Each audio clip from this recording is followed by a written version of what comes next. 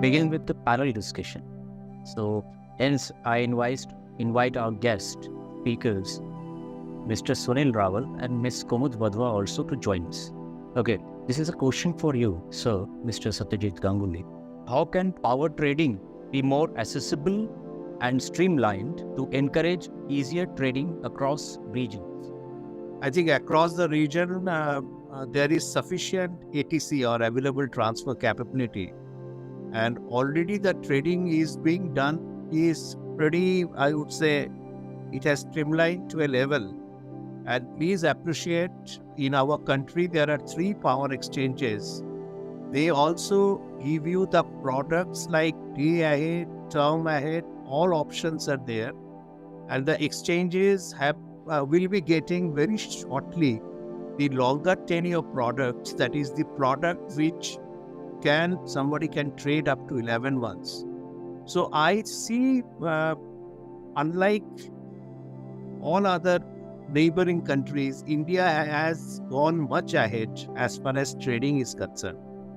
And I personally feel that the trading opportunities are unlimited in our country. Yes, there is some constraints as far as intrastate is concerned, because the state load dispatch centers, even now also, the determination of available transfer capability and network congestion is an issue. But as far as RLDCs are concerned, I think inter-regional the exchanges, I don't see any problem as far as trading is concerned. I think consequent to the IGC and the short-term open access, that is in 2005 plus, I think in last 17-18 years, the trading has come up to a decent level of, if I can say, opportunities. Yes, the problem with the liquidity still exists, because as far as the Indian discoms are concerned, around 92% of the power are long-term PPAs and only 8% are short-term. But then it needs some structural changes, which the Ministry of Power, MOP, in their latest I can say, report has come up with a lot of solutions. It will take some time, but then short-term trading will go up. But as such, the question was related to trading. So even long-term contract is also a trading. So I don't see any constraint in that. Thank you, sir. Nicely explained. Now, I will put the question to Mr. Rajesh. It's like, how can establishing a unified power distribution network address regional disparities in power tariffs and promote economic efficiency? I already explained that there is a disparity in the load center and the availability of resources in India. There may be one region having more resources. There may be another regions having very few resources available with them. That disparity is the main constraint in the growth. Because when you are not able to transfer your surplus power in one part of your country to the part of the country where you need that power, that is a problem. With that interconnection, when I say interconnection, in that case, the important role is played by the inter-regional transfer capability. That explained very well by Gauri sir. We have sufficient capacity. We have various renewable resources with us right now, but integration of that resources to national grid is challenge. If we can mitigate that challenges with the available technology we have, and day by day we can increase the inter-regional transfer capability, and I am quite sure we will be able to fulfill our dream of uniform pricing policy, uniform tariff across India with that option. We appreciate you sharing the details with us, Mr. Rajesh. Now, heading to Ms. Kumut, question is, considering the diverse energy resources in India, how can the promotion of renewable energy be integrated into the one grid, one nation, one price framework? Actually, most of us will agree that India is a nation of diversity. And as far as the energy sector is concerned, again, we have diverse energy resources present in the energy mix, ranging from thermal, which has a share of around more than 56%, to renewable or non-fossil fuel, which is around 43%, which has around 10% of wind and around 16% of solar, also as installed capacity in the current generation mix of around 420 gigawatts. So to integrate, and India has the ambitious target of about 450 gigawatts of renewable energy installed capacity by 2030 in order to meet its goals for arresting the climate change as part of Paris Agreement and otherwise for sustainable growth. So such large chunk of renewable energy, if it is to be integrated into the grid, it poses various technical as well as economical challenges. Technical challenges because we cannot predict the renewables. Technical challenges because it is intermittent, so it is very fast changing. And for managing the integrated grid, we need to have very fine balance of supply and demand. So how do we ensure that the supply and demand are perfectly balanced so that the frequency is around 50 Hz and in the allowable frequency band? So all of that can be done with the help of promoting flexibility in the grid services. Now, how do we promote flexibility in the grid services? Maybe CRC has recently introduced in 2022 the ancillary services regulations. So ancillary services is one of the means which provides the flexibility of the grid, and that flexibility in the grid can be through primary ancillary services resources, secondary and tertiary ancillary services resources. So, and these ancillary services can either be through a kind of instrument, market-based as well. So, we need to promote very efficient market operation as well.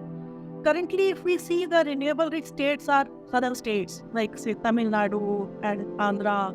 So, and also India has a unique deviation settlement mechanism, wherein the states which are deviating from the schedules on day-ahead basis are supposed to pay some penalty depending on the grid conditions or otherwise, vice versa. So this deviation settlement mechanism is an indirect control on managing the demand and supply balance, on managing the frequency. But for renewable rich states, it poses a challenge because they cannot predict the renewables. They are mostly unpredictable on day-ahead basis. But as we move closer to the time, then we can predict the renewables maybe with a better degree of accuracy. So that is why the regulations have now changed and reduced the gate closure time as well for giving revisions of the scheduled capacity.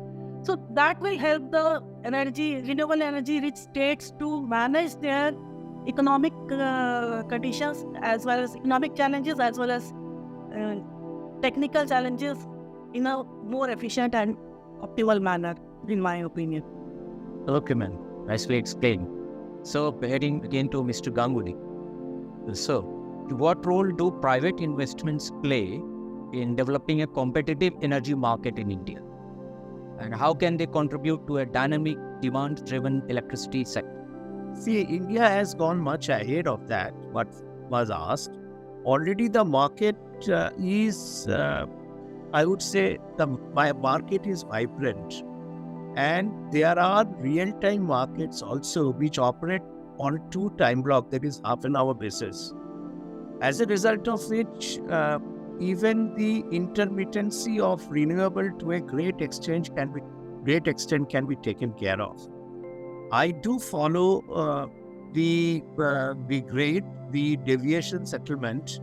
There are very few deviations, or there are very few instances where renewables have been asked to back down in our country. As far as because of lack of interregional transmission or lack of scheduling. Yes, intrastate there are certain issues, but these are mainly the commercial issues. Now, as far as the vibrancy of the market, which has been asked, already the regulator, the Central Electricity Regulatory Commission and Power Ministry, has designed quite a lot of regulations, which I said. Either it is implementation of GNA or even the implementation of the ancillary services, the primary, the secondary, the tertiary, as well as, if I can say, the power market regulations implementation, because I want to read one from a CRC order which says that, if I can add that, Yes, sir. Proceed. the power market regulation itself, the 2021, talks about very important thing which I think I should mention here. It talks about, I was just going through the regulations. It talks about the market coupling, and it talks about that with the coupling of the market, it is expected that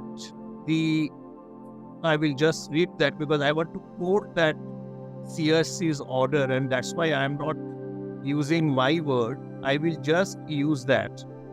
Yes. Clause 5.32 of MOP reports also talks about to ensure social welfare maximization.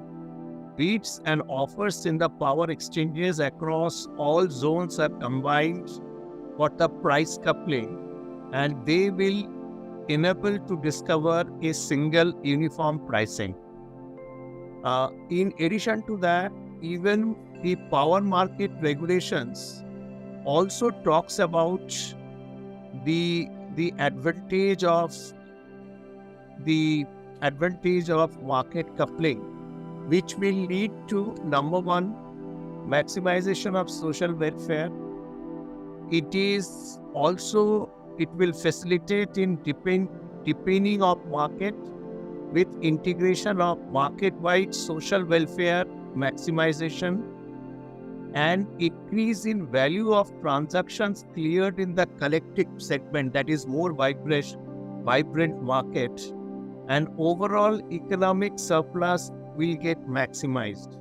It also adds that it will add to better allocation of transmission capacity, as a result of which there will be better utilization of transmission capacity.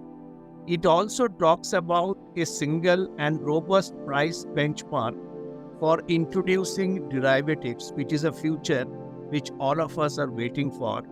And lastly, it will also pave the way for integration of power markets from neighboring countries as well. So the present regulations, the present framework is good enough to take care of the vibrancy and the more competition in the market.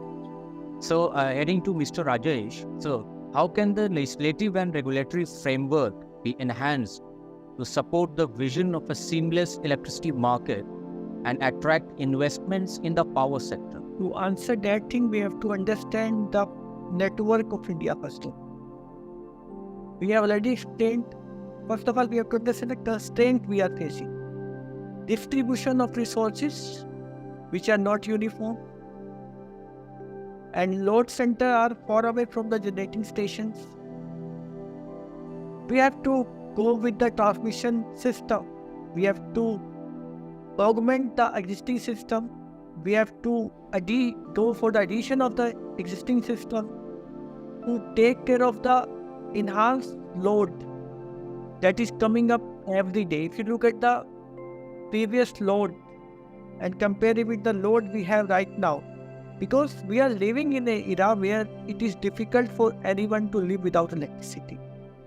We have become totally dependent, and we need uninterrupted supply, affordable supply, and we need dependable supply, that is on which we can trust. There should not be any kind of interruption. I already talked about the objective we have. We need affordable, dependable, uninterrupted power supply. To get that thing through, we need some legislative framework, we need some regulation, we need some guides, we need government help, we need some participation of all the investors. Because without private participation, if you have started a journey of growth, that journey of growth can be assisted by private participation. When the private participation is there in the power sector, there should be some regulations, there should be some control over that system. And definitely with proper regulations and rules in place, that participation will help in the growth story of power system in India. That is going to play a vital role. There is no doubt about it. Well, thank you, Mr. Rajesh, for replying the answer. Okay, I have a question for Mr. Sunil. Sir, what measures can be implemented to enhance the resilience of power grids against cyber threats and physical attacks? Since you are an expert in that. We can say this is the power system right now, the power network, and having the cybersecurity to be deployed at the site during the commissioning. So normally we people doing the whatever the communication system and SCADA integration, with all respect of SCADA having that security integration at the time of commissioning. Normally now OEM also aware, they are providing the cybersecurity checklist during the commissioning, cybersecurity aspects, and accordingly we are taking care of the antivirus and others EPO product. It should be site-wise as well as center-wise. So that cybersecurity aspect also we are renewing every year, and based on the new versions suppose released by the OEM. Accordingly, we take care about the cybersecurity in terms of the communication like photo etc. And what is the gateway we are using? The gateway itself having a cybersecurity consumption, cybersecurity features available right now. Earlier it was not much focus on the OT system. Now all the power system in OT network, the communications and other automation part having the good aspect, good features of the cybersecurity. And day to day, the technology is improved. Accordingly, the system is also getting improved, and all the layers of the OTs cybersecurity is well managed. We can say with the help of the firewall etc. with the DMZ layers in the SCADA automation. Normally we deploy the system at the station wise, so avoid the harms of the any threats, any cybersecurity concerns. So heading to Ms. Kumud, okay, what measures can be implemented to reduce transmission losses to the national power grid, and how will this impact overall energy efficiency? For if transmission losses are concerned, and by transmission, I think we mean the large scale power transmission over long distance wires. So that losses are almost at par with the international benchmark, in the range of 3-4% only. And those basically depend on the voltage level. As we increase the voltage level, like earlier it was 132 kV level, then we gradually moved to 220 kV level, then to 400 kV level, and now largely we have transmission network of 765 kilovolt as well. So as we increase the voltage level of the transmission network, the transmission losses will reduce. But there is a limit for up to which the voltage level of the transmission network can be increased, because that will be constrained by the cost of insulation for the end devices, that is transformers and the switchgear, etc. So we need to have a balance. In fact, for transmission, we have also done an implementation, pilot implementation of up to 1200 kilovolt voltage level as well.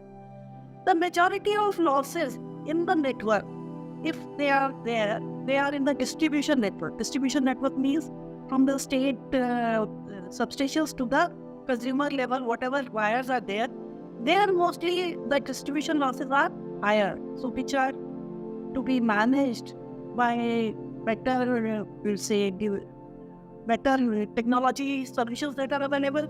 So like we are going for smart meter implementation. Government of India has already introduced smart metering for all the consumers in prepaid mode. And those smart meters can monitor the consumption and near real-time energy audit can help in finding the pockets where losses are higher, and accordingly corrective actions can be taken. Revenue realization can be improvised because those are smart meters are in prepaid mode. So likewise, so with the deployment of advanced technology, advanced metering infrastructure, that is the prepaid smart metering, the distribution losses can be managed as far as the aggregate technical and commercial losses are concerned, and also the data analytics based on the data, bulk data that is generated via these smart meters, that can help us understand the loading pattern of the transformers. Most of the time we find if the transformers are underutilized, so then again the losses of that transformer will be higher.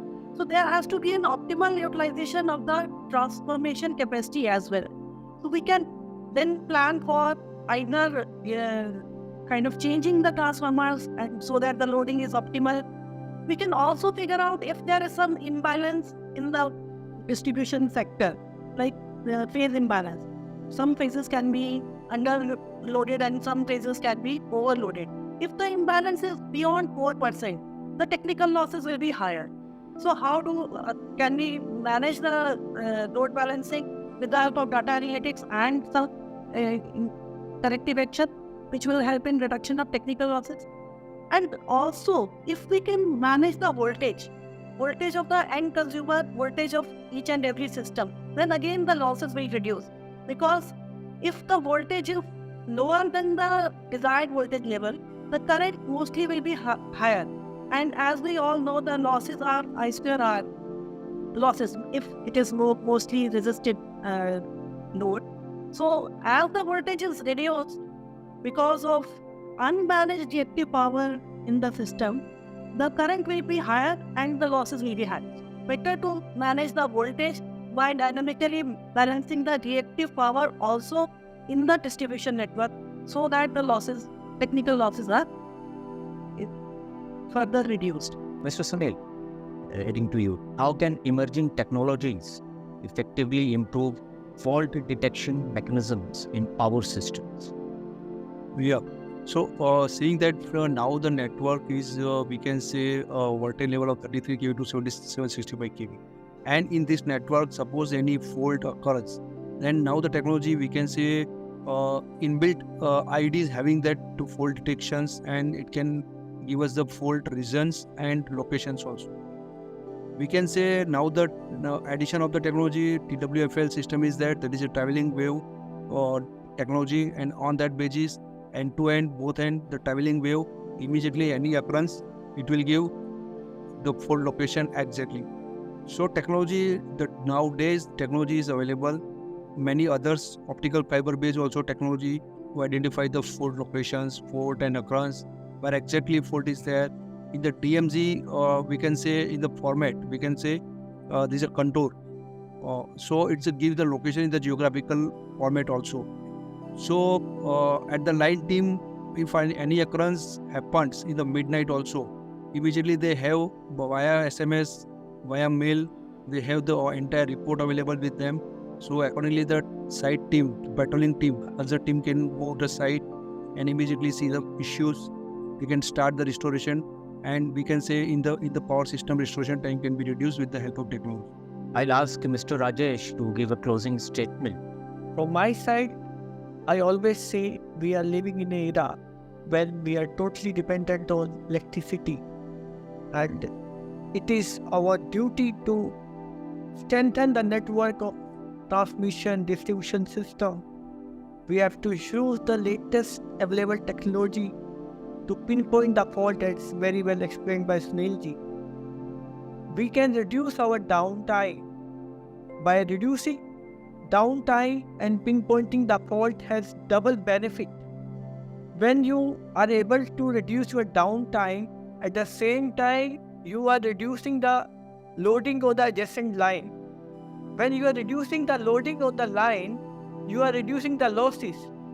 When you are reducing the losses, you are in fact giving your contribution for the betterment of your system. And finally, the topic was one nation, one grid, one frequency, one tariff. I already explained we have to enhance our inter-regional transfer capability. We have to strengthen our network. We should be able to integrate the renewable energy we have so that all the scattered resources in the different part of our country can be utilized in the optimal way. And finally, we have to realize we have to make the dream of one nation, one tariff dream actual. We have to make it true with our efforts, although it may be small. And I am quite sure with our efforts, we can make the same thing to happen one day. With that, thank you everyone. Thanks a lot. Thank you, panelists, for exchanging your valuable thoughts on today's topic, One Grid, One Nation, One Price Prospect.